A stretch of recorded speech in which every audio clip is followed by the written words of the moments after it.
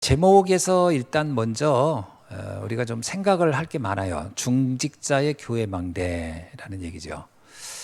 중직자라는 것을 왜 세웠을까? 중직자의 기원은 어떻게 될까? 구약 성경에 보면은요, 70인 장로가 나와요. 70인 장로. 그 70이라는 단어는 이스라엘이 7이라는 숫자를 참 좋아하거든요. 그러니까 7은 뭐 우리가 생각을 하잖아요. 5일 만에 창조 안 하고 왜 7일 만에 창조했을까? 안식은 왜 7일일까? 그거는 유대인의 오래된 문화를 근거로 해서 나오는 겁니다. 7이라는 숫자는 뭐냐면 가장 평안한 숫자적 개념이 있어요. 가장 평안한. 의외로 10이라는 단어보다는 7이라는 숫자를 더 좋아합니다. 그래서요, 지금 우리 달력도 10단위로 나눠져 있지 않고 7일 단위로 나눠져 있어요. 7일 단위로. 이거 전 세계가 다 이렇게 누리고 있는데, 신기하게 어느 생물학, 인체 공학을 하는 학자의 말에 의하니까 인간의 생체 리듬은 7일 단위로 회복된대요. 신기하죠. 7일 단위로 돼 있대요. 그러니까 월요일부터 해서 토요일까지를 일하고 하루를 쉴 때 거의 회복이 된대요. 그러니까 10일 단위로 나누면 어떻게 되냐? 문제가 온대요. 그래서 7일 단위가 가장 생체 리듬이 정상으로 돌아가는 것이다라고 하더라고요. 좀 재미있죠? 그래서 지금도 달력도 다 7일 단위로 되어 있습니다. 그러니까 이 70이라는 게 뭐예요? 거기다 70이라는 숫자가 하나 더 붙는 건 뭐냐면 7이라는 것의 10번이라는 거잖아요. 그 얘기는 뭐냐면 가장 평안한 숫자, 가장 안정된 숫자의 개념입니다. 그런 게 뭐냐면 중직자 70인이 세워진 것은 뭐냐면 하나님의 사역을 하는데 가장 안정된 사람의 수, 이런 의미가 돼 있어요. 그런 의미가 있습니다. 그리고 예수님도 12사도를 세우고 나서 그 다음에 70인 중직자를 세웁니다. 70인들을 세워요. 그것도 똑같아요. 가장 안전한 교회를 섬기고 교회를 통해서 하나님의 역사를 이루는데 가장 안전한 숫자들 개념이다. 자, 이렇게 보면은 중직자라는 거는 구약 시대부터 이 배경이 있는 겁니다. 그리고 이 배경은 엄밀하게 말하면은 교회를 위한, 그러니까 중직자 70인 장로는 그때 당시에 성전을 위한, 그리고 신약 성경에 와서는 교회를 위한 그 사람들이다라고 보면 되죠. 예수님이 12사도를 세우고 또 70인 세운 이유는 뭘까요? 12사도를 도와서 세계복음화 할 수 있는 사람들로 구성한 것이다라고 보면 맞습니다.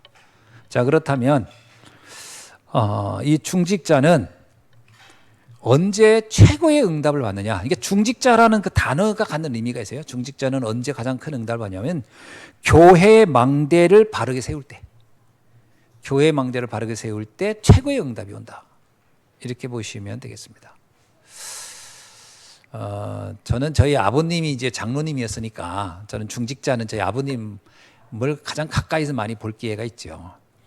근데 저는 지금도 아버님이 뭐 완벽하거나 뭐 아주 모범적이거나 이렇게 보지는 않습니다. 아버님도 굉장히 그 독특한 본인만의 갖는 그 뭐랄까 소견이 있어가지고 좀 때로는 저하고 많이 부딪히기도 하고 그랬죠. 제가 개척했을 때는 그 아버님이 너무 저한테 막 그 관여하는 게 있어서 막 그게 못 견디겠더라고요. 그래서 나중에 교회를 떠나게 된, 제가 이제 교회를 옮기게 된 이유도 그런 것이 있었긴 하지만, 그러나 끊임없이 제가 보면서 의문을 제기하지 않은 거 하나 있어요. 그게 뭐냐면 예배에 대한 중심입니다. 참 예배는 진짜 그분이, 제가 보기에는 소천하는 날도 부활주일 날 교회에 올려다가 오시는 중에 이제 준비하고다가 이제 그날 돌아가셨긴 하지만, 몸이 아무리 힘들어도 주일은 빠지지 않았다는 것은 제가 볼 때 굉장히 제가 존경할 만한, 저희 아버님으로서는 야, 중직자의 자세가 저런 거였구나 라는 게 있고, 또 하나는 교회를 사랑하는 마음이 정말 제가 많이 생각합니다. 왜냐하면 저희 아버님을 보면 시골에 있을 때, 당진에 있을 때 그 고대 감리교회를 세울 때 보면은 그때 당시 얼마나 옛날에 어릴 때입니까? 그때 당시에 교회를 세우기 위해서 그때 제가 알기로는 쌀을 기억에는 한 50가마? 50가마를 그때 굉장히 큰 돈이죠. 50가마를 헌금해서 그걸 가지고 제가 기억나는 건요. 인천에 가서 그 큰 통나무를 트럭으로 2트럭을 실어가지고 당진에 와가지고 그때는 건축을 하는 게 주로 이제 이렇게 사람들이 그 목수들을 불러서 하잖아요. 그거를 이제 교회 마당에다가 펼쳐놓고서 그 나무를 막 켜가지고 교회를 지은 기억이 제가 나거든요. 그렇게 하고 성도들은 다들 아침마다 나가지고 벽돌 찍는 거예요. 벽돌을 찍은 걸 사오면 비싸니까 모래하고 이제 그 자갈하고 뭐 이런 걸 갖고 직접 다 이렇게 해가지고서 거기서 다 해서 그거를 이렇게 부록으로 찍어서 그거를 말려가지고 그거를 이제 교회 짓는 장면을 제가 기억나지요. 그때 아버님이 낸 헌금이 교회를 세우게 된 결정적인 거였어요. 그렇게 해서 그 교회를 세우게 됐죠. 그때 당시에 제가 이제 그것 때문에 어머니하고 아버지 싸우는 것도 많이 들었죠. 그 교회에다 왜 그렇게 많이 헌금을 했냐. 이게 어머니의 늘 불만이고 어머니는 그러죠. 뭐 살 것도 많은데 그러냐 아버지는 당신 그 굶어 죽은 적 있냐.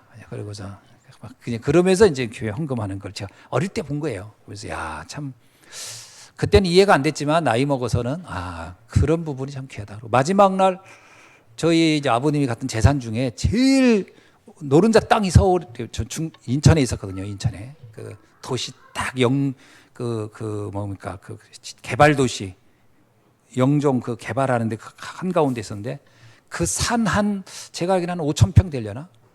그거가 뭐 몇십억 나갈 건데 그거를 교회에다가 마지막에 딱 기증한 걸 제가 보면서 그래서 그 교회 성민교회가 조그만 교회인데 거기 교회를 크게 짓게 된 거지. 그 땅을 기증했거든. 그거 하면서 저희 아버님이 그런 거 하면서도 그렇게 구두쇠였잖아요. 밖에 나가서 밥을 안 사 드셔요. 돈 아낀다고. 그리고 저도 그걸 배웠는데 다니다가 뭐 쓸모있는 거면 다 주워와. 그래도 우리 집 창고에는 없는 게 없었어요. 그런데 그게 꼭 필요할 땐 적재적소에 그게 사용되더라고. 그 아버님은 물론 또 쓰레기를 갖고 오는 게 아니고 이거 괜찮겠다 싶으면 가져오더라고. 그래서 저도 그걸 배워서 그런지 뭐 이렇게 자꾸 저도 가져오는 걸 좀 자꾸 하는 걸 좋아했어요. 그러다가 이제 우리 집사람한테 이제 그만하지. 그 소리 듣고 나서 이제 그래 그만해야 되겠다. 그래서 안 했는데 이제 그렇게 알뜰살뜰해서 모아가지고 교회 헌금하는 거예요. 그게 제가 본 중직자의 모습이었죠. 야 저렇게 모든 걸 교회에다 헌신하는구나 이런 부.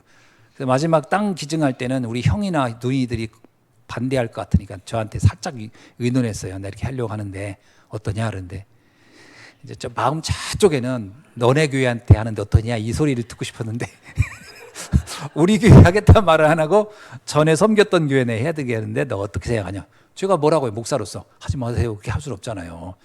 차라리 이제 선택을 2개를 했으면 그 교회와 니네 교회 어느 쪽이면 좋겠니 이러면 당연히 저희 교회 하시래 이렇게 되는데 그 교회 하려고 하는데 어떻게 생각하냐 하더라고요. 저는 무조건 찬성입니다. 그리고 나서 이제 빨리 등기를 하세요. 나중에 그 말만 해놨다면 문제되니까 빨리 등기하세요. 그래가지고 그 목사님 불러가지고 등기. 이야 그 목사님이요. 저희 아버님이 인천에 있던 교회고 아버님이 수원 사강에 있을 때인데 그때가 오후 2시인가 3시에 얘기를 했거든요. 이걸 어떻게 하면 좋겠니? 그래서 목사님한테 하세요 그랬더니 2시간 만에 오셨더라고. 서류 다 준비해가지고 2시간 만에 마음 바뀌면 안 되니까 2시간 만에 장로님들하고 와가지고 그 자리에서 그냥 막 탁 그렇게 해가지고서 바로 나가시더니 변호사 선임해가지고 다 등기 이전하고 그래서 제가 그걸 보면서요. 저도 뭐라고 할 수가 없잖아요. 참 잘하셨다 그랬는데 나중에 그 목사님이 전화 왔었어요. 저 있을 때 참 감사하다고. 그래서 그게 제가 본 중직자예요. 교회를 위해서 예배하고 헌신 2가지 제가 많이 봤습니다. 그게 중직자구나 이런 걸 많이 느꼈는데 그래서 제가 쭉 생각해 보면 뭐냐면 우리 집이 아버님이 배운 게 없잖아요. 아버님은 소학교 1년 다닌 게 다예요. 소학교 1년 다닌 게 다인데 너무 가난해서 그래가지고 겨우 국문 띄어가지고, 그러니까 받침이 늘 틀려가지고 뭐 이렇게 쓰려면 저보고 나보고 자꾸 이제 네가 좀 봐봐라. 그러면 이게 전부 다 구문체 막 말하듯이 써놔가지고 상대방이 무슨 말인지 전혀 이해할 수 없고, 그것도 막 사투리, 충청도 사투리를 구문체로 써놓으니까 아무도 이해가 안 되면 이제 내가 이제 다 잘라가지고 여기서 이렇게 잘라서 이렇게 해야 이해됩니다. 이렇게 하고 이렇게 해가지고 문장 만들고 했던 거 참 많이 했거든요. 그런 거 하면서 보는데 딱 한 가지 절대로 아버님이 틀리지 않는 게 있어요. 성경 읽는 거. 성경은 완벽하게 읽었어요. 특히 가라사대 이런 게 나오잖아요. 이 구문체를 너무 잘 읽는 거예요. 우리는 이게 더 헷갈리는데 옛날 분은 이게 너무 익숙해서 성경 한 번도 안 틀리고 늘 제가 기억나는 거예요. 늘 집에 있으면 성경 있는 모습 딱 앉아서 이렇게 두런두런 뭐 하시나 보면 성경 읽고 앉아 계시는 거죠. 늘 이렇게 줄치고. 그게 저한테는 굉장히 인상적이었어요. 예배 드리는 거, 성경 읽는 거, 그리고 교회를 헌신하는 거. 예, 그게 중직자의 모습인데, 그래서 그런지 몰라도 우리 아버님은 배운 게 아무것도 없는데 하는 일마다 다 성공했어요. 만사형통해서. 난 그것도 신기해요. 시골에서 염점하던 논을 산 거예요. 염점하던 염점을 산 거예요. 염점. 아무도 안 건드려요. 왜? 염점이 소금무로 된 거니까. 아무도 그거를 살 생각을 안 할 때 아버님이 그걸 산 거예요. 헐값에. 거기다가 별을 심으면 벼가 다 죽어요. 왜? 소금기라. 그런데 신기하죠. 그해 우리나라에 무슨 태풍이 불어왔는데 그게 그 논 뒤에 있는 큰 산이 폭우로 무너져가지고 우리 아버님 논을 그게 다 덮어버린 거예요. 뒷산이 다 덮어버린 거예요.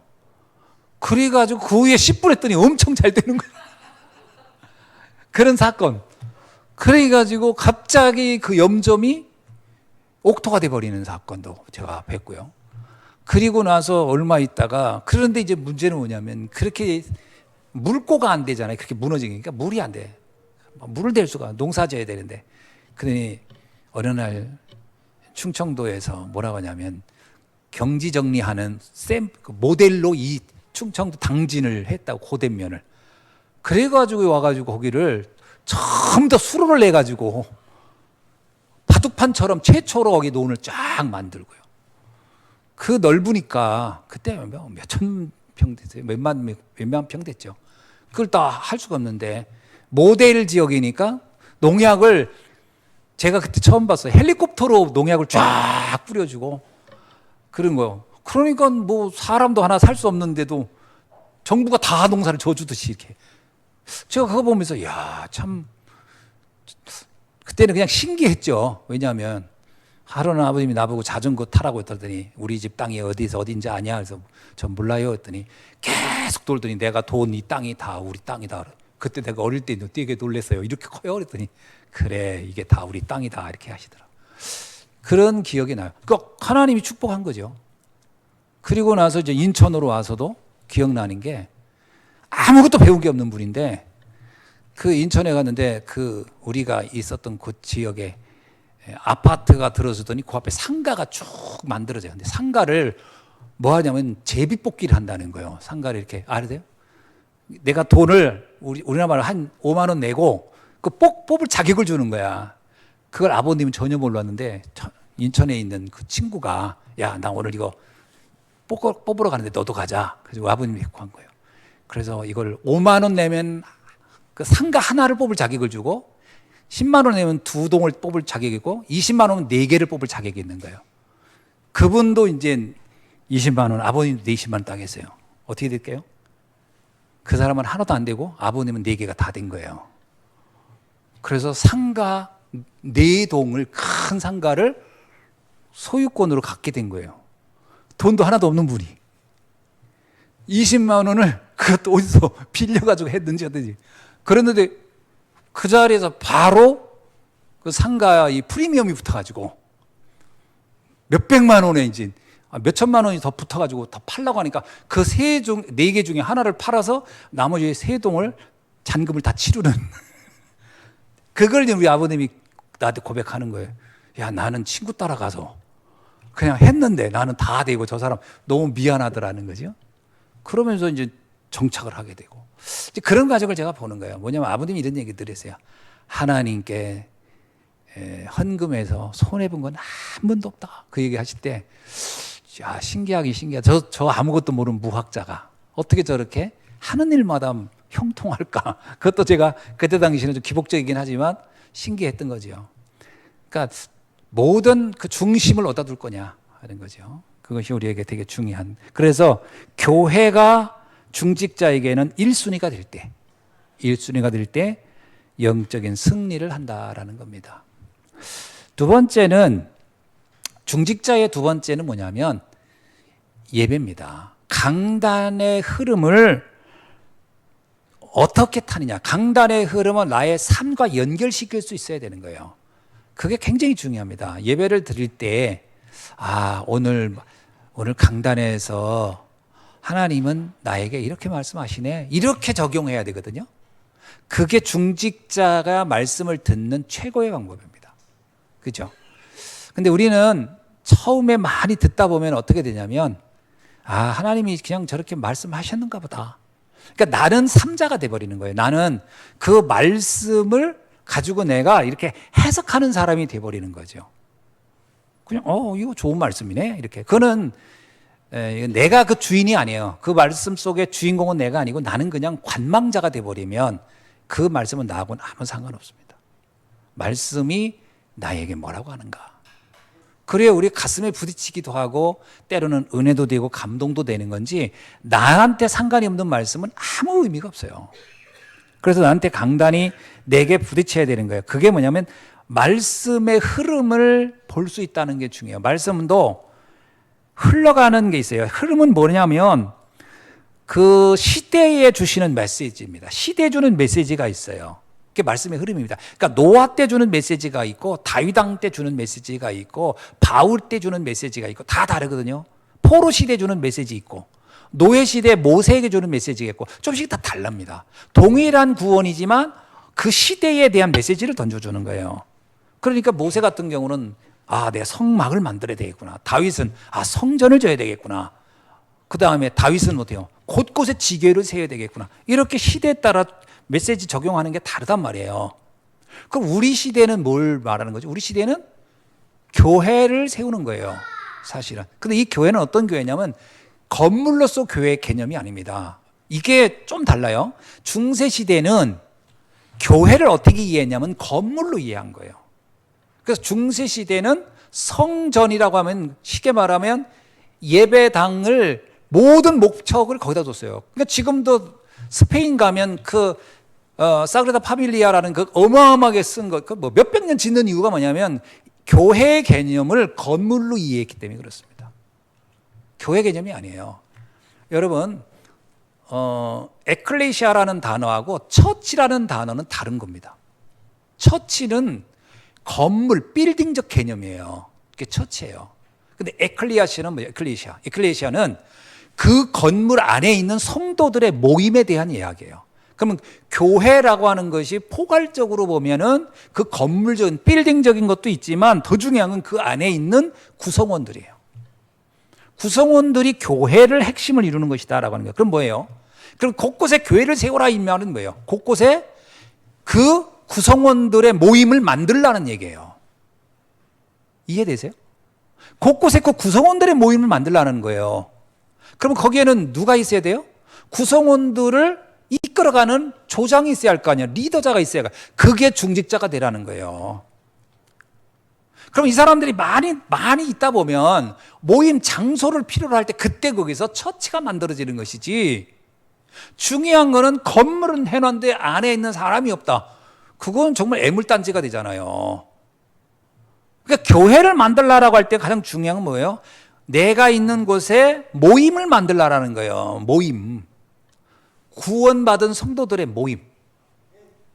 이거를 작은 단위로 했을 때는 다락방인 거고요. 이걸 크게 확산하면 지교회가 되는 거예요. 그게 구성원은 뭐예요? 구성원은 조장과, 그러니까 그거를 이게 이끌어가는 리더 중직자, 70인 중직자와 그것에 메시지를 주는 사도, 목회자가 한 조가 되는 거지. 그래서 사역자와 조장은 교회를 이루는데 가장 작은 단위의 조직입니다. 이게 만들어지라는 거예요. 그럼 여러분은, 우리 중직자들은 다 뭐가 돼야 된다는 거예요? 이 시대의 미션입니다. 조장의 역할을 하라는 거예요. 조장 역할을. 그러니까 중직자가 있는 곳이 전부 다 말씀 운동의 장이 돼야 돼요. 근데 이게 중세교회를 지나면서 이게 없어져 버린 거예요. 왜 없어졌죠? 건물 개념으로만 이해를 시켜버렸어요. 그래서 건물에 내가 그냥 가서 앉아있으면 돼. 신앙인이라는 게 내가 말씀 운동의 장을 펼쳐야 된다는 생각을 안 하고 그냥 사제들이 돈 들어서, 돈 들여가지고 어디다 건물 하나 뜩 세워놓으면 그냥 거기 시간 돼서 가서 앉았다 오면 그게 된다고 생각하는 거예요. 교회의 개념이 완전히 왜곡돼 버린 거예요. 이게 안 바뀌어요. 어느 정도 안 바뀌었냐? 현대교회도 그 틀에서는 한 발짝도 안 나간 겁니다. 사실은 현대교회도 그 틀에서는 안 바뀌어요. 그게 망대가 돼버렸어요. 엄청난 망대가. 왜 이렇게 망대가 됐을까요? 그 건물이 사람들의 마음을 뺏어버렸어요. 그렇게 화려하게 멋있게 지어놓고 거기에서 막 대단한 행사들을 하니까, 야, 내가 저걸 하면 복 받겠구나. 그래서 다들 거기에 참여하는 그냥 그 멤버가 돼버린 거지. 본인이 정작 전도운동, 말씀운동 펼치는 주인공으로서 응답은 안 받고요. 그래서 예배를 뭐로 바뀐 줄 아세요? 본다라는 개념으로 바뀐 거예요. 예배를 본다고 그러잖아요. 본다가 뭐예요? 그냥 구경하는 거예요. 예배를 구경한다. 우리나라 말로 좀 리얼하게 표현하면, 오늘 예배 구경하러 갈래? 예배 구경하러 갈게. 구경하는 거예요. 그러니까 사람들이 앉아서 구경하고 앞에서 사제는 쇼하고 옆에 성가대도 들러리 쇼하고 쇼를 보러 가는 거지. 미사라는 말이 거기서 나온 거예요. 미사. 보다. 그래서 미사는 뭐예요? 구경하는 거예요. 가서 사제가 떡 가지고 주님의 몸이요, 주님의 피요, 먹으시오. 그러면 하고 옆에서 노래 불러주고 그걸 보는 거예요. 전부 다. 미사가 본다는 의미가 있어요. 이렇게 쳐다보는 거예요. 아, 오늘 미사를 잘 봤다. 근데 오늘 보니까 특별히 옷이 너무 예뻤네. 오늘은 옆에 성가대 소리가 좀 다르네. 그러면 오늘 은혜 받았구나. 그러니까 좋은 구경하는 날이 은혜 받은 날이에요. 근데 갔더니 오늘 성가대들이 뭐 감기 걸려가지고 하는 게 형편없어서 아이고 오늘 은혜가 안 되네. 이게요, 말씀이 내게 부딪히고 내가 현장에서 생명운동 이거하고는 아무 상관없이 구경하러 다니는, 구경하러. 물론 그때 당시에는 구경거리도 하도 없으니까 교회 가서 구경하는 거지. 그러니까 옛날에 우리 시골교회 보면 그거예요. 교회에서 여름 성령학교가 전부 다 애들 구경하러 오는 거예요. 구경거리를 만들고 교회는 또 뭐가 있습니까? 그게 과연 그 예배예요? 그게 이 시대에 우리 준 미션입니까? 아니에요. 그게 중세로부터 내려온 전통이 하나도 안 바뀐 상태로 고스란히 교회를, 개신교를 루터가 만들 때, 칼빈이 개신교라는, 칼빈이 이렇게 할 때, 종교개혁할 때 루터가 종교개혁하고 칼빈이 그걸 내용을 채울 때 제일 많이 한 얘기가 뭔지 아세요? 뭐였을까요? 루터하고 칼빈이 가장 강조한 게 뭐세요? 교회에서 구경거리를 없애라는 거예요. 구경거리를 없애라. 그래서 어떻게 했냐면 교회에다가 옛날에는요, 성화를 쫙 붙였어요. 그게 성당의 특징이에요. 그림을 쫙 붙이는 거. 지금도 성당 가면 뭐 볼 거 많죠. 그걸 싹 떼버린 거예요. 예배를 드리러 가는 게 아니라 구경하러 가니까 구경거리를 다 빼버려라. 두 번째, 강단 뒤에 추렁추렁 걸어놓고 뭐 해놓은 거 다 떼버려라. 싹 떼버린 거예요. 어떤 것도 사람들의 시선을 끌 수 있는 것은 다 없애라. 그리고 사제는 가운을 입지 말아라.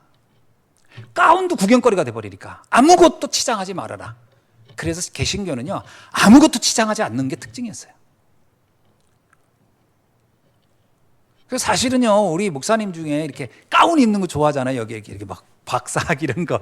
이것이 사실은 이게 어디서 온 거냐면 카톨릭에서 온 거예요. 카톨릭에 있는 그 신부들의 그 옷을 입기는 좀 껄끄러우니까 나는 차라리 학위 옷 입겠다. 그 볼거리를 만든 거거든. 거기다가 여기다 또 빨간 뭐 하나 걸치기 시작하고. 제가 복음 모를 땐 그게 굉장히 중요하다고 생각했거든요. 성만찬 할 때는 왜 그러냐면요. 성만찬 할 때 옷 입는 건 이거예요. 하나님 앞에서 너희 부끄러움을 가려라 그래가지고 사실 이 가운이 부끄러움을 가린다는 차원으로 입는 것이지 볼거리 때문에 입는 건 아니에요.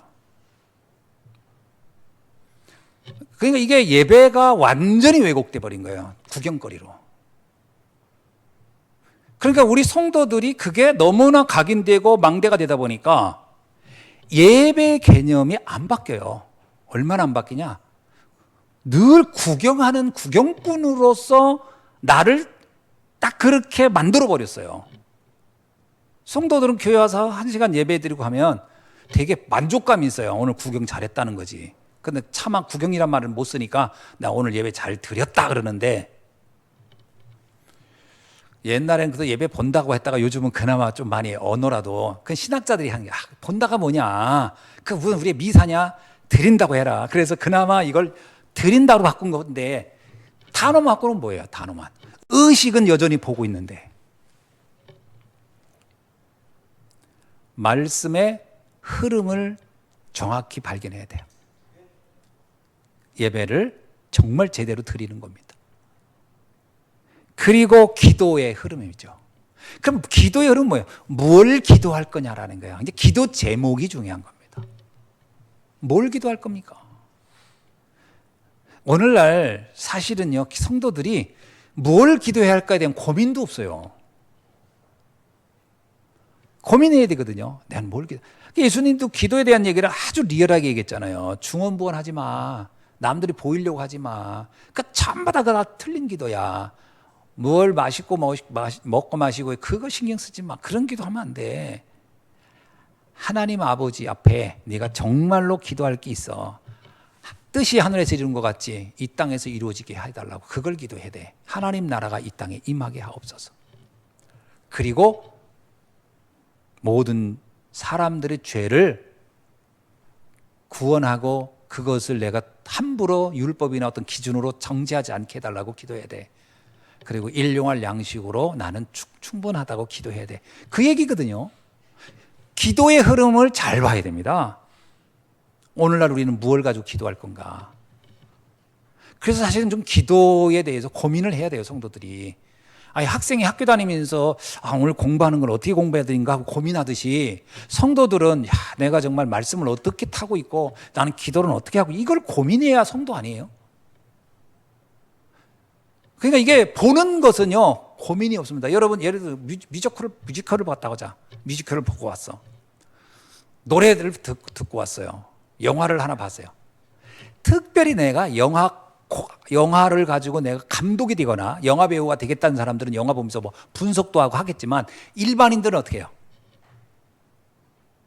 다 잊어버립니다. 그냥 보았을 때 막 좋아하고 박수치고 하지만 영화 끝나고 나면 어떻게 해요? 영화 끝나고 나면 기억이 하나도 안 나와. 그만큼 본다는 것은 관심이 없는 거예요. 똑같아요. 교회의 예배를 성도들이 드릴 때 보는 예배를 드리면 특징이 뭔지 아세요? 영화 본 거하고 똑같아요. 문 열고 나가는 순간 다 잊어버리는 거예요. 왜? 내 예배가 아니야. 내 예배가 아니야. 그냥 보는 예배야. 뭘 기억하겠어요? 기억하고 싶은 게 아무것도 없지. 그래서 우리는 기도 수첩이라고 하는 걸 왜 유목사님이 하라고 했냐? 내가 볼 때 최소한의 성도로서의 어떤 질문과 관심과 묵상이라도 할 수 있어야 되지 않냐? 그게 신앙인의 자세 아니겠냐라고 하는 거죠. 그래서 말씀도 읽어보고 들어도 보고 오늘 기록할 거 보고 메모도 해보고 그걸 해야 되는 겁니다. 전 그건 성도의 최소한 기본적인 자세가 아닐까. 그러니까 제가 참 재미있는 게 그거예요. 교회를 30년 다닌 분이나 1년 다닌 사람이나 신앙에 관해서 물어보면요. 교회 생활에 대한 거는 30년 다녀서 막 들은 건 많지. 그런데 실제 신앙의 내용을 물어보면 똑같아요. 어쩌면 이렇게 30년을 학교 갔으면 예를 들면 학교를 30년 갔으면 아는 게 달라야 되잖아요. 수준도 달라야 되고 초등학생과 대학생을 앉혀놓으면 대화가 달라야 되잖아요. 근데 교회는 이상하게 초등학생이나 대학생 같은 사람이 앉혀놓으면 대화가 통해. 영적으로는 성장을 안 해. 그럼 어떻게 생각합니까? 내가 우리 아버님 또 얘기하는 아버님한테 구원의 길을 설명했더니 아버님 뭐냐? 나 처음 들었다. 아, 교회를 30년 다닌 분이 이런 것도 있냐? 왜 그러냐면요, 성장을 안 해요. 이게 진짜 보통 문제가 아니에요. 그러니까 교회를 오래 다닌 연조는 얘기를 하는데 신앙의 내용을 얘기하면 한마디도 못해요. 우리가 배우는 내용이 어마어마하게 많은 얘기가 막 계속 새로운 이야기입니까? 전 그렇지 않다고 봐요. 유 목사님은 뭐 이끌어가는 리더니까 그 얘기지만 우리가 갖다 적용하는 거는 거의 대동소이하잖아요. 저는 가끔 이런 생각이 들어요. 우리 다락방에 나온 지, 그러니까 예를 들면 그 개도 서당 옆에서 3년 있으면 개도 서당 옆에 있으면 개도 3년을 들으면 뭐라 그래요? 천자문을 그거대로 개가 그런데요. 개가 3년을 서당에 있던 개가요. 어느 날 와서 학생이 이제 이렇게 읽을 거 아니에요. 천자문을 하늘 천 따지고 틀리잖아요. 그럼 개가 뒤에서 밖에서 짖는데요. 왜야? 너 왜 틀리게 해? 그래서 제대로 읽으면 가만히 있는다는 거예요. 그게 뭐냐면 그걸 풍문을 읽는다 그런 거거든. 개도 알아듣는다는 거예요. 저 사람이 틀렸는지 안 틀렸는지. 개도. 그러니까 우리가 이런 복음에 대한 3년을 들었어요. 그러면 최소한 사람들 앉혀놓고 구원의 길 말해야 되고 그리스도에 대한 설명해야 되고 복음 설명할 수 있어야 되는 게 맞아요, 안 맞아요? 전 그거 맞다고 보거든요. 근데 왜 안 될까요? 머리가 나빠서요? 아니에요. 왜 안 되냐? 관심이 없는 거예요. 왜 안 되냐? 여전히 구경꾼으로 가서 있으니까, 늘 구경만 하고 있으니까, 굳이 내가 저거를 전달할 이유가 뭐 없으니까. 내가 사람들한테 저걸 왜 전달해, 내가 그냥 주일날 가서 한번 앉았다 오면 되지. 내가 뭘 저걸 전달해. 그런 마음을 계속 갖고 있는 한 전달 못 합니다. 솔직한 얘기로. 전달은 누가 하냐면요, 고민하는 사람이 하는 거거든요. 이걸 이렇게 전달하면 어떨까? 저걸 저렇게 전달하면 어떨까? 이런 경우는 이렇게 하면, 이런 늘 생각하고 있는 사람이라면 나는 누구를 만나든지 그 복음을 말할 수 있을 거라고 봅니다. 이 생각 자체가 없는 거예요. 왜 그러냐? 중세 시대로부터 온 그 망대가 이 사람에게 만들어진 거예요. 만들어진 거예요.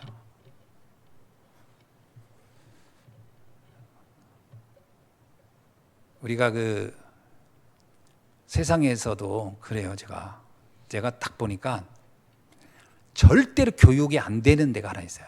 아무리 들어도 교육이 안 되는 게 있어요. 그게 어디냐면 예비군 훈련장이에요. 예비군 훈련장은요, 앞에 어마어마한 사람이 와서 얘기해도 아무도 안 들어요. 왜? 들을 필요를 느끼지 않고 그냥 가서 그냥 시간 때우는 거야. 내가 3시간만 때우면 내가 오늘 이제 끝난다, 이거 교육. 그리고 앉아있는 게 예비군 훈련이거든요. 근데 내가 취업을 앞두고 공부하러 갔다. 어떨 것 같아요? 취업을 놓고 내가 지금 배우고 있어. 그럼 그 사람 대충 할까요? 엄청나게 열심히 합니다. 왜? 피로가 있으니까. 머리의 차이가 아니에요.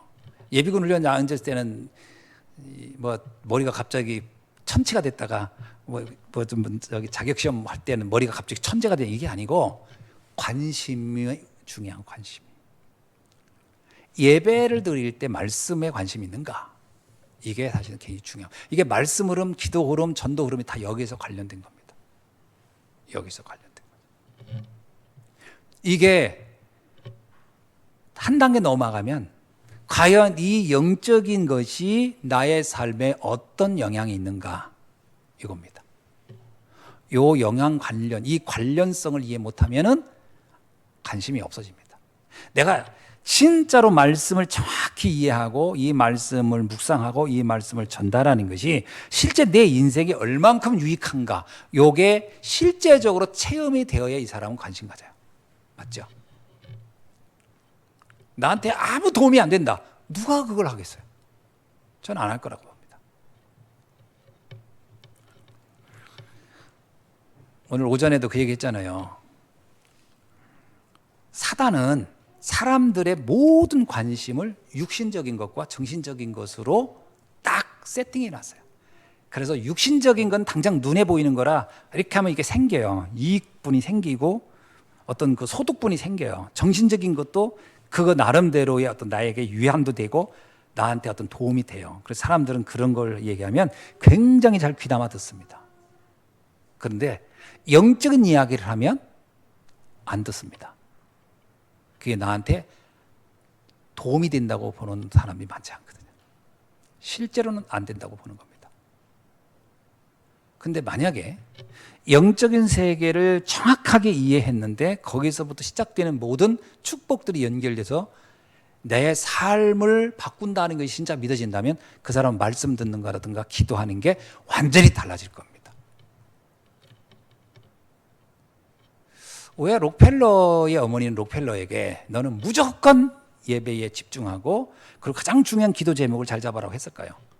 그게 너의 인생을 바꿀 거라고 하는 것을 이 엄마는 확실히 있었기 때문에 실제 록펠러는 그렇게 했고 그의 인생은 그렇게 달라졌어요. 영적인 것이 우리의 삶을 얼만큼 영향을 주느냐라는 게 이해되어야 그 말씀에 관심 갖게 되는 겁니다. 목사님들이 특히 다락방에 와 있는 목사님들이 왜 막 예수는 그리스도 이것만 얘기할까요? 전에 그 야곱 목사님이 그런 얘기 했었어요. 뭐냐면 6일주 목사님이 이제 강의를 제가 맡기거든요. 6일주 목사님한테. 지난번에는 제가 5가지 확신을 좀 해오세요. 5가지 확신하면 알잖아요. 그 구원의 길에 5가지 확신 하나하나. 그리고 그 전에는 또 제가 이제 뭐 복음 편지 1강부터 10강까지 준비해 오세요라고 해요. 그러면 6일주 목사님이 알았다고 하고 나한테 요약본을 보내와요. 그럼 요약본을 보내오면 내가 딱 보면 알겠어요. 뭐냐면 그 유 목사님이 써서 그 인터넷에 올린 거 있죠. 그걸 그냥 보내와요. 그러면 그러면 이제 그거를 내가 어떻게 오왔으니까 그걸 이제 내가 이렇게 해서 보내요. 그러면 거기서 다 자료를 만들어 책자를 만들어 가지고 있어요. 책자를 만들어 우리 목사님 4명이 가면 4명, 5명이 5명을 강의안을 다 책자로 만들어서 그거를 러시아 말, 아르메니아 말로 이렇게 해가지고 딱 준비하고 있어요. 가서 강의합니다. 유일주 목사님이 가면 강의안하고 아무 상관없어요. 아무 상관없어요. 그러니까 5가지 확신을 시작하든 복음 편지 10강을 하든 늘 똑같이 예수는 그리스도, 내가 언제 예수를 만났고 어떻게 내 인생에 이거로 그냥 5강 다 하고 그 다음 또 가면 또 그걸 또 1강부터 다 하고 그래요. 처음에 저도 그랬어요. 저거 또 똑같은 거 하시면 거기 있는 사람들이 지루하지 않을까? 이런 생각을 했거든요. 근데 그분들 포럼 들으면 내가 깜짝 놀란 거예요. 뭐라고 하냐면 이런 얘기를 한 거예요. 우리를 보면서 우리들 가면 모든 내용은 그리스도의 설명이에요. 마태복음을 설명하든 창세기를 설명하든 요한계시록을 설명하든 성경 구절은 다 다르잖아요. 이번에도 가면 뭐 마태복음, 복음서, 그다음에 사도행전, 그다음에 출애굽기 다 있어요. 그래서 그럼 거기서 열심히 땀 흘리면서 번역을 할 겁니다. 그래서 책자를 만들어서 가면 그러면 시작이 다 그리스도예요. 오직 예수는 그리스도야. 야곱 목사님이 나중에 그랬어요. 다 끝나고 나서 나한테 이런 얘기했어요. 목사님, 자기는 너무 충격이었다는 거예요. 그래서 왜요? 그랬더니 자기는 지금까지 예수가 그리스도라는 거를 수도 없이 자기도 들었다는 거예요. 그런데 우리 목사님들이 예수가 그리스도라고 말할 때 그 예수 그리스도는 다르다는 거예요. 뭐가 다른 것 같아요? 그랬더니 자기는 성도들한테 예수를 그리스도로 믿는 것이 주는 그 어마어마한 축복과 이거를 얘기했을 때도 그 사실은 와닿지 않았다는 거예요. 그게 과연 그 정도일까? 근데 우리들이 와서 계속 했더니 성도들이 서로 그런다는 거예요. 예수가 그리스도래. 자기들끼리 이제 그렇게 한 거야. 예수님이 그리스도. 그러니까 늘 듣던 얘기인데 이제 새롭게 느끼는 거죠. 예수는 그리스도래. 그래가지고 그거를 얘기했잖아요, 전에. 완전히 망나니로 살던 아들이 어느 날 그냥 거기는 애들이요 12살, 13살만 되면 술, 담배 해요. 그러니까 다 담배 다 하고 독주 다 마시고 그래요. 그러니까 걔들이 오래 못 살아요. 그래서 내가 보니까 이 독주를 12살, 13살부터 꼬냑이 아니에요. 꼬냑으로 비싼 거고 보드카 먹기 시작하거든. 이것들이. 우리 애들도 좀 먹을 걸, 저놈들도. 좋은 것들 먹을 거야. 내가 다 알아요. 그것들 담배 피고 다 담배 피워요. 그 문화가 그래요. 담배를 그냥 당연히 피더라고. 뭐라고 관여를 안 해요. 왜냐하면 내 자유를 억압하지 않는다는 거예요. 그 아들놈 하나가 그냥 도로만 돌아다니고 완전 쓸모가 없는 거야. 진짜 이 어머니 입장에서 쓸모가 없는 놈이래. 이거 돈도 안 벌지. 그리고 저러다가 어디 가서 애라도 나오면 큰일 났다는 거야. 제가 또 그 애 키워야지. 그러니까 막 노심초사하는 거야. 막 이거 어린 것들이 저것들이. 그런데 이 아이가요. 올 때마다 자기가 그랬대. 우리가 그랬거든. 그 아들에게 필요한 건 예수가 그리스도다. 그것을 전해주지 않아서 그렇다고 얘기했더니 집에 올 때마다 막 잘해주는 거예요. 용돈도 주고 뭐 하면서 잠깐 이거 듣고 가. 그리고 예수는 그리스도 그 설명하고 그리고 걔 가고 그랬대요. 얘가요 몇 달 만에 자기가 아무리 생각해도 이렇게 살면 안 될 것 같다고 돌아가지고 교회에서요 봉사하고 우리 같은 사진 찍고 그러고 있는 거예요. 완전히 바뀐 거예요. 근데 걔가 나중에 포럼하는 거예요. 뭐냐면 엄마가 예수가 그리스도라는 얘기를 할 때 처음에는 왜 저 말 하지? 그랬대요. 왜 저런 말을 나한테 하지? 두 번째 들을 때는 우리 엄마가 뭔가 이번에 한국에서 온 목사님들한테 뭔가 충격을 받았나 보다 그랬대. 그리고 세 번째 들을 때 뭐라고 생각하냐면 왜 예수가 그리스도라고 하면서 쭉 설명하는데 무슨 얘기냐면 내 인생도 바뀔 수 있을까? 이렇게 된 거예요. 그 얘기를 들으면서 내 인생이 바뀔 수 있을까? 근데 어느 날 또 엄마가 또 예수는 그리스도 하더래요. 그러면 내가 한번 본격적으로 예수가 그리스도가 뭔지 좀 들어봐야 되겠다. 그리고 교회로 온 거예요. 참 한 아이가 변화되는 과정이 너무 재밌죠? 그리고 그때 우리들이 집중하는 메시지를 얘가 들은 거예요. 사진 찍으면서 나중에 포럼하는 거예요. 자기 인생에서 가장 중요한 걸 몰랐다는 거예요. 이 복음이 얼마나 놀라운지를 현장에서 우리가 막 보니까 이건 굉장한 거구나. 그게 피부병으로 완전히 여자애인데 너무 안 좋았어요. 우리가 볼 때도 너무 심각해요. 그 아이를 놓고 이 엄마가요, 아무리 약을 써도 소용없고 밤마다 얘가 울고 막 긁고 그러니까 이 엄마 마음이 얼마나 아파요. 그 아이를 이렇게 누워놓고서 계속 그 복음 걔한테 전한 거예요. 놀라운 일이라. 이 아이가 다 나은 거예요. 그걸 우리 사진을 보여주는 거예요. 우리는 얼마나 놀라겠어요, 또 우리 목사님들은. 우리 가교수님 목사님 특히 이러더라고요. 피부병에도 그리스도가 직방이구나. 피부병에도 그리스도가 직방이네. 이렇게 농담 삼아 그랬어요.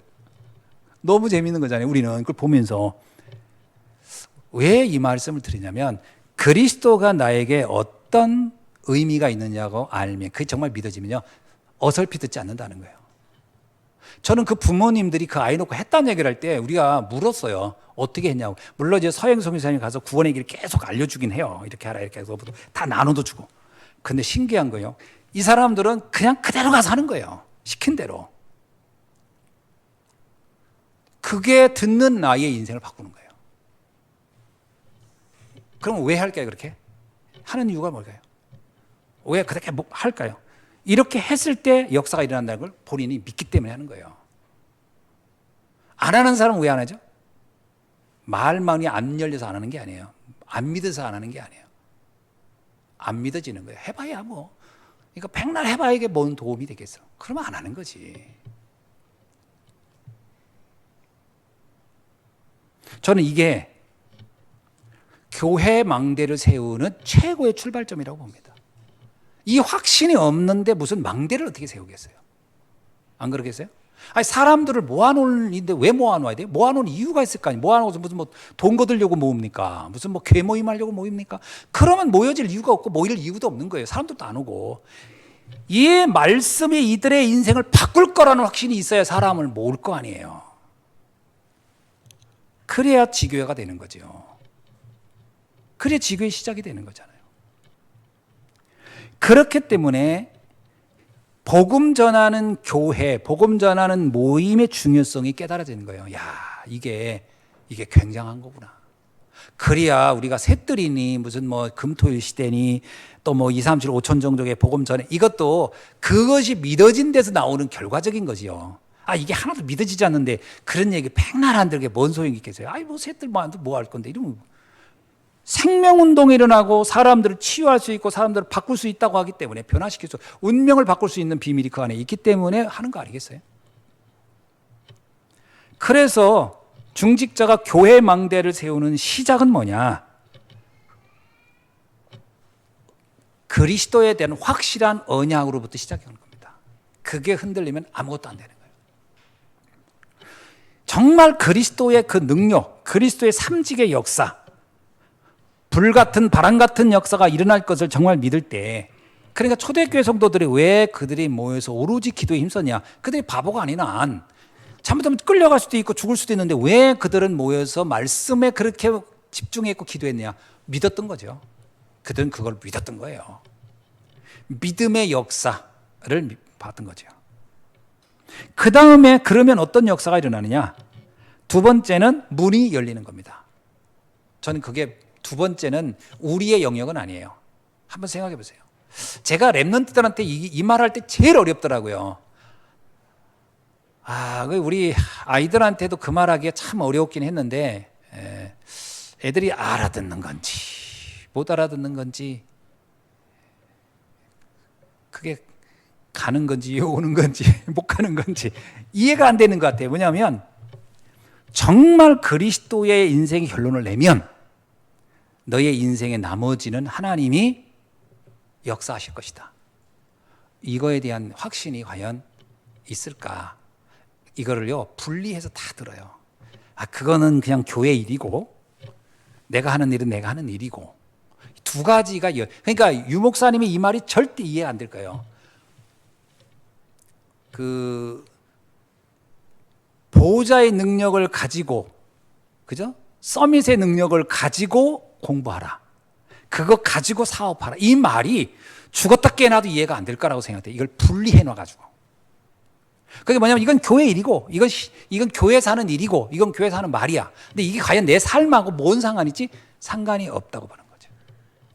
이 두 가지가 연관되는 게 정말 내가 보기에는 쉽지 않겠다.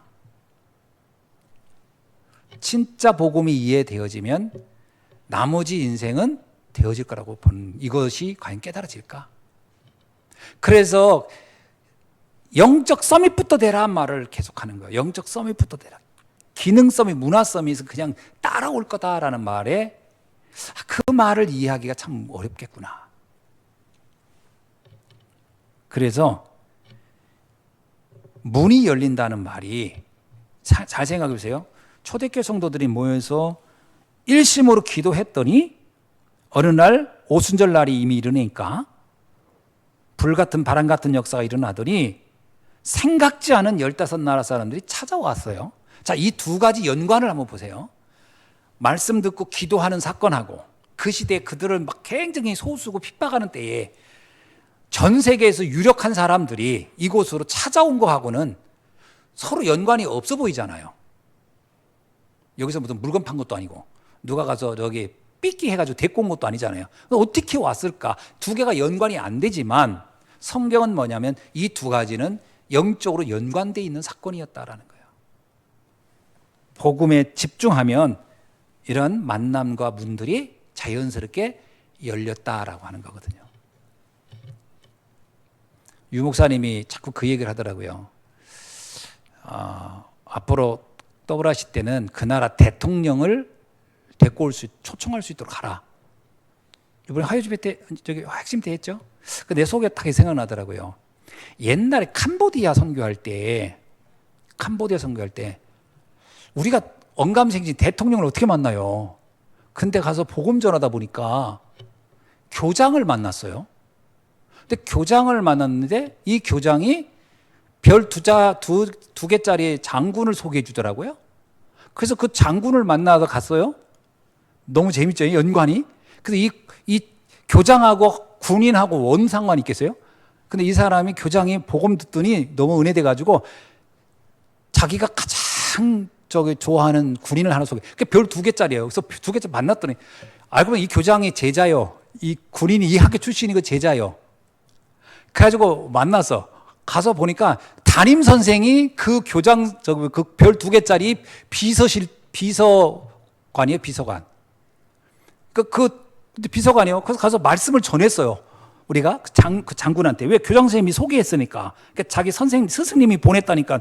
아우, 환대하더라고요. 그래서 복음 전했더니 누가 알아들었냐면 그 비서관이 알아들었어요. 이 별자리는 못 알아듣고 비서관이 알아들어서 비서관이 알아듣더니 이 사람이 은혜를 받아가지고 나중에 이 사람이 장로 됐어요. 캄보디아 장로 돼가지고 지난번 유 목사님 그 훈장 준 게 그 장로님이 연결해 준 거거든요. 그러니까 장로님이 별 2개짜리 빚을 있으니까 누구를 알아요? 별 4개짜리도 아는 거예요. 이렇게 그 별자리도 모이니까. 그래서 그 육군사관학 총사령관인가 그 사람을 알게 돼가지고 그쪽을 연결해 준 거예요. 그게. 잘 생각해 보세요. 한 사람을 그냥 교장을 만났을 뿐인데 연줄하더니 나중에 국방부 장관까지 간 거예요. 그래서 유 목사님이 저번에 훈장 받은 거는 우리는 처음에 교장하고 별 2개짜리까지만 연결해주고 우리 그때 빠져나왔고 그 이후에 이성중 선교사 때는 이제 별 4개짜리까지 이렇게 알게 된 거고 이번에 들어간 그 목사님에 의해서는 이제 거기 이제 그 장성들 국가 이런 사람들과 연결이 된 거죠. 이렇게 타고 간 거예요. 재밌죠? 대통령 만나는 건 그 다음 단계는 되겠다는 생각이 들더라고요. 그죠? 별 4개짜리가 연결하면 만날 거 아니에요. 내가 지난번에 아르메니아 갔을 때 미상 목사가 그랬다니까? 자기 형님 좀 만나게 해주겠다고. 근데 형님이 누구냐? 대통령 친구요. 그 대통령 친구면 대통령을 만나는 건 일도 아니에요. 그러면서 대통령 궁도 갈 수 있어요. 목사님 원하면 언제든지 연락할게요. 그러더라고요. 그때 내가 대통령을 만나는 게 이렇게 쉽게 되는구나. 이 문을 따라가니까. 내가 직접 대통령 궁 가서 벨을 눌러봐요. 누가 나오나. 그래 이렇게 들어가면 돼. 그 우리나라 옛날에 온 선교사님들이 알렌이라든지 언더우드 이런 분들이 고종과 만나서 독대하고 같이 있었던 이유가 왜 그러냐면 선교사로 와서 복음 전하면서 이렇게 연줄 해가지고 거기까지 간 거예요. 그래서 대통령을 만나는 게 어렵지 않겠다. 그래서 내가 이번에 아르메니아 이번에 가서는 야곱 목사한테 그 얘기를 해야 되겠다. 대통령을 만날 수 있는 길을 한번 만들어 보라고.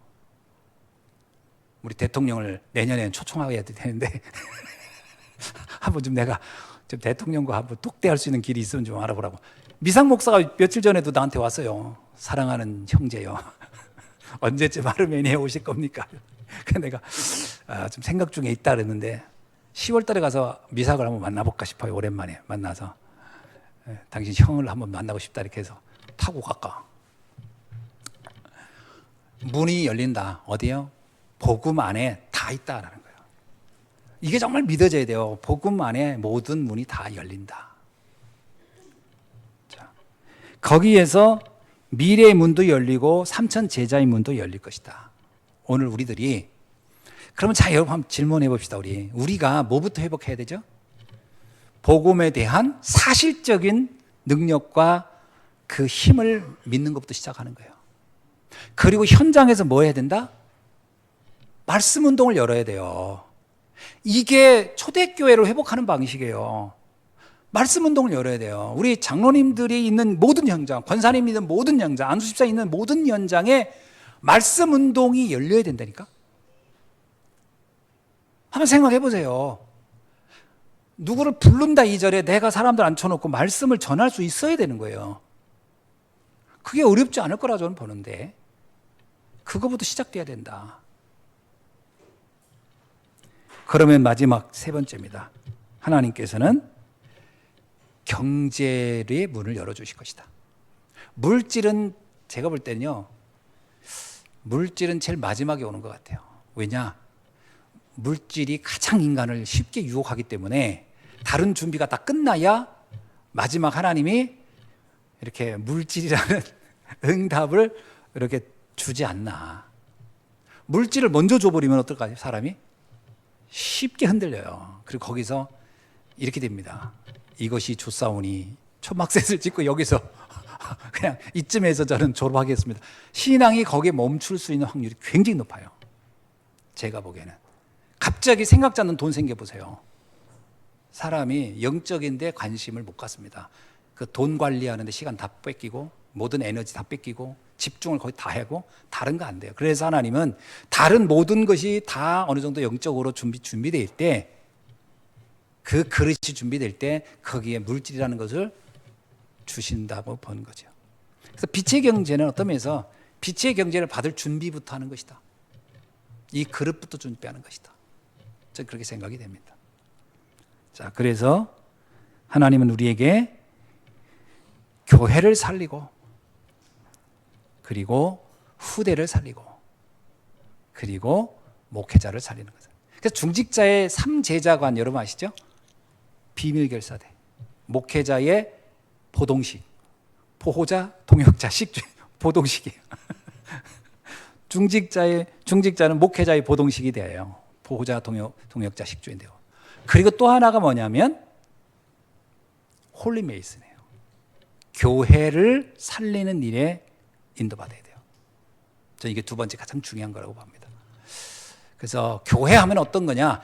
건물적 개념, 빌딩적 개념으로 생각하지 마시고 이 안에 있는 성도들의 모임이에요, 모임. 이게 가장 중요한 겁니다. 모임. 그러면 내가 성도들의 영적인 것에 대해서 어떻게 도울까? 그죠?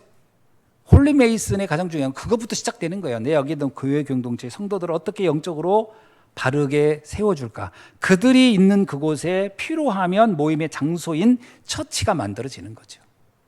그리고 세 번째는 후대입니다. 미래를 준비하는 것이 후대예요. 그럼 후대를 어떻게 우리가 도울 것인가? 그래서 나오는 것이 금토일 시대를 생각하는 겁니다. 저는 앞으로 금토일 시대가 굉장히 빨리 올 거라고 보거든요. 그때를 놓고 우리가 무엇을 도와줄 것인가? 이걸 놓고 우리는 지금부터 생각하면서 언약을 잡아야 할 줄 믿습니다. 기도하겠습니다. 하나님 감사합니다. 오늘 주신 말씀 붙잡고 우리가 하나님의 놀라운 역사를 이룰 수 있도록 인도하여 주시고 세계 복음화에 정말 중요한 일들 하는 중직자로 쓰임받도록 역사하여 주옵소서. 감사드리며 그리스도신 예수님의 이름으로 기도하옵나이다. 아멘.